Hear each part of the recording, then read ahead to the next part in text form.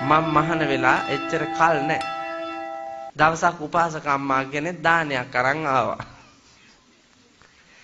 අපේ හාමුදුරුවෝ කොළඹ ගිහිල්ලා. උන්දා දානේ ගෙනල්ලා දන්ශාලාවේ තියලා මං අතු ගාන තැනට ආවා. පොඩි හාමුදුරුවනේ. ලොකු හාමුදුරුවෝ කොයි? ලොකු හාමුදුරුවෝ කොළඹ වැඩියා උපාසක අම්මා දවස් 3කින් විතර එනවා කිව්වේ. සිස් අපරාධේ. මේ උන්දා කිව්වා. අපරාධේ කිව්වා. මං අහුවා ඇයි උපාසක අම්මා? ලොකු හාමුදුරුවෝ කැමැතිම ಜಾති හදාගෙන ආවේ. බලාපම් මේ මහయ్యගේ තිබ්බ කැත ගතිය. බුදුහාඳුරුවෝ කැමති යුවත් නෑ, මං කැමති යුවත් නෑ, ධර්මයේ කැමති යුවත් නෑ, ලොකු හාඳුරුවෝ කැමති යුවාමයි එවුන්දා ගෙනාවේ. මෙවුන්දට තියනවාද නිවන්? මෙවුන්දට තියනවාද නිවන්? මෙවුන්දට නෑ. ඔයාලා ඔක්කොම හොමයි. ඔයාලගේ සාංගික දානෙට ලොකු හාඳුරුවෝ නොවැඩියොත් අපට හිත ගස්සා ගන්න නැද්ද? හිත ගැස්සෙනවා. ඇයි වැඩියේ නැත්තේ අපේ ගෙදෙට්ට? මේක මහා නරක වැඩක්. මගේ ඇරියා. අරුන්ගේකට විතරයි ආවේ. මගේකට ආවේ නැහැ. එතන තියනවද සද්ධාව? නෑනේ කැත ගතියෙන්. මං අද බනට එන්නේ නැතුව මගේ තියෙන අපහසුතාවය මත මං වෙන හාමුදුරු කෙනෙක් එවනවා. බන ඉවර වෙනකම් බැන ඉඳී අය ගරුව නම් බන අහන්නේ නැහැ කියලා මං දන්නවා. මං බනට ඇවිල්ලා පුටුවේ ඉඳගෙන මෙවුන්දලා හරක් කියද්දි මෙවුන්දලා ඉන්නවා. ඒත් කමක් නෑලු පුතා. ඒත් කමක් නෑලු කියලා මෙවුන්දලා ඉන්න. අර අඳුරු ආවා නම් එහෙම කියන්නෙම නෑ. පිම්මන්ත උපාසක අම්මාවරු, උපාසක මෑණිවරු මතු දන් දී අමා නිවන් සුව ලබත්වා. දිය යුතුයි මේවා කියලා කියනවා. මගේ පන්සලේ තියෙනවා ගිය සැරේ අවුරුදු උත්සව කාලේ මන් දුන්නා අර මේ වාගේ හුලම් පෙත්තෝ 32ක් මන් දුන්නා අවුරුදු උත්සවවල තෑගි වලට. දැන් ආපහු තියෙනවා 30 ගාණක් මේ හුලම් පෙත්තෝ පන්සලේ. දැන් ඒ හුලම් පෙත්තෝ ටික වටේට තියාගෙන මම් බුදියන්න ඕනේ. මෙව්වට කැරකෙන්න කියලා. මේ වාගේ මෝඩ જાතියක් ඉඳිද්දි අප්පච්චි හරක් නොකියා කුමක් කියන්ද? මට හැමදාම මොකක් හරි පූජා කරනවා 365 දවසේ බණ 400කට වැඩි කියනවා මම. එතකොට මොකක් හරි පූජා කරනවා. මෙවුන්දලා අර මහ තඩි පෙට්ටියකට පෑන් එකක් ඔබලා දෙනවා. මේකට මම මොකද කරන්නේ? හිතන්න මේකට මම මොකද කරන්නේ? මෙවුන් පන්සලටත් යනවා. ආරාධනාවටත් යනවා. ගිහිල්ලා වපසරියේ ඇවිදිනකොට එතන ස්වභාවයත් පේනවා. එතකොට අප්පච්චි ලිඳ දිහා බලනකොට බාල්දියක් නැත්තම් බාල්දියක් නේ දෙන්න ඕනේ. වැසිකිළියට පෝච්චියක් නැත්තම් පෝච්චියක් නේ දෙන්න ඕනේ. වහලෙට උළු නැත්තම් උළුනේ දෙන්න ඕනේ. වතුර උණු කරගන්න පෝච්චියක් නැත්තම් වතුර උණු කරගන්න පෝච්චියක් නේ දෙන්න ඕනේ. ඉන්න වාඩි වෙන්න නිදියන්න ඇඳක් පුටුවක් නැත්තම් ඇඳක් පුටුවක් නේ දෙන්න ඕනේ. නෑ මෙවුන්දලා ෆෑනුයි යටපිරිකරයි ෆෑන් එකයි යටපිරිකරයි. මෙව්වා ඉහට තියාගෙන මම බුදියන්න ඕනේ. එහෙම අපරාධමයි කරන්න පුතා. දැන් මට හැරමිටි පූජා කරනවා. මේ පොඩි හාමුදුරුවන්ට හැරමිටි පූජා කරනවා. අර පොඩි හාමුදුරුවන්ට හැරමිටිය මොකටද? තව අවුරුදු 40කින් හැරමිටියක් පූජා කරුවට කමන්නේ දුක නැහැ. දැන් හැරමිටිය පූජා කරලා මේ පොඩි මැස්සේ දාලා දුම් අල්ලාලා තියාගෙන ඉඳනවා. අවුරුදු 60කදී මට උවමනා වෙනවා උඹ. ඒ වෙලාවට පුතා පොල්ලක් හොයාගන්න බෑද? මෙවුන්දලා සාංගික දන් 10ක් තිබ්බොත් අටපිරිකර 10යි. වටාපත් 10යි. කුඩ 10යි. මුතු කුඩ 10යි. මේ මුතු කුඩ මිටියයි පුතා පන්සලේ. මුතු කුඩ මිටියයි. ඇයි මේ? දැකලාද පූජා කරන්නේ? පිනේ බලය දැකලාද? පූජා කළ යුතු දේ දැකලාද? අවබෝධයෙන්ද? නෑනේ. අනවබෝධයෙන්. අන්න එතකොට තමා පුතා අපතේ යන්නේ. එතකොට තමා අපතේ යන්නේ.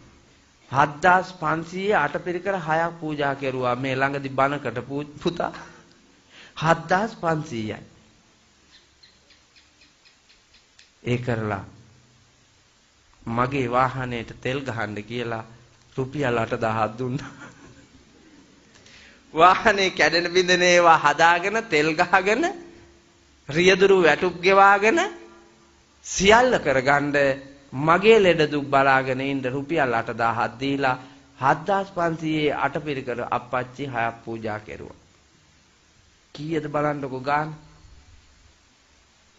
එතකොට මේ මිනිස්සු නේද තල්ලු කරන්නේ හාමුදුරුවන්ව මුස්ලිම් කඩේ මුදලාලි ගාවට ගිහිල්ලා අටපිරිකර විකුණන කස්ටමර් කෙනෙක් වෙන්න.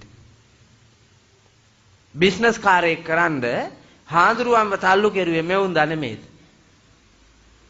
මේ මිනිස්සු නෙමෙයිද? ඒකට තමා පුතේ තුනුරුවන් සමීපයට යන්න කියන්නේ. තුනුරුවන් සමීපයට ගියාම ඔබට පේනවා මොනවාද එතන අඩු මොනවාද එතෙන්ට අවශ්‍ය.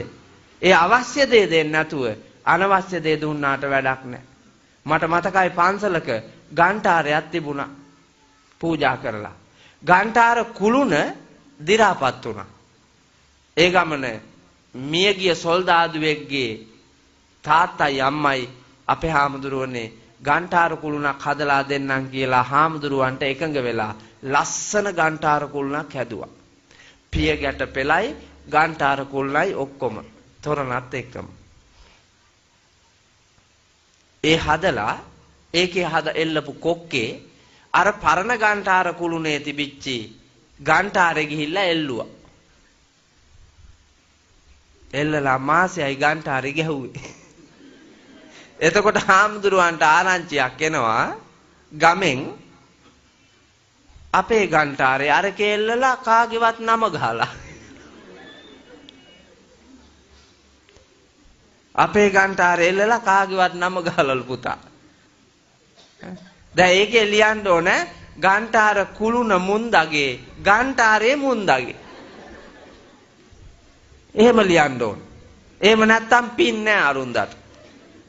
ඒ තරම් පෙරේත හැකින් බලාගෙන ඉන්නවා. ඇඳ දීලා ඇඳ හොයනවා ගිහිල්ලා. පූජා කරපු එක තියනවද නැද්ද? හාඳුරුව වික්කද කෑවද? මෙවුන්දලා පව්කාර ගතියෙන් පිරිච්චි සද්ධාව නැති જાතිය. මම මේ කියාපුවාගේ බොරු නෑ පුතා. ඇත්ත තියෙන්නේ සුද්ධ සිංහලෙන් කියන්නේ.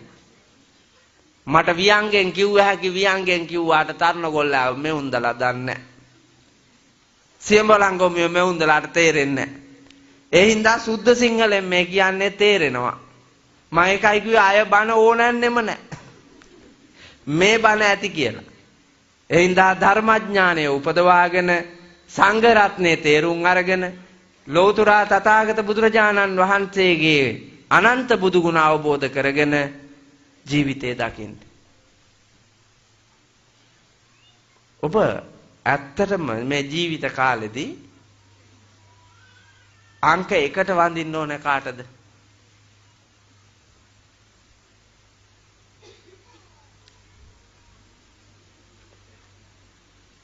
කාටද වඳින්න ඕන?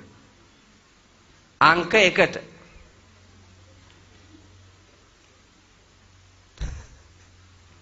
මේකෙක් නෑ කියලා මන් දන්නවා.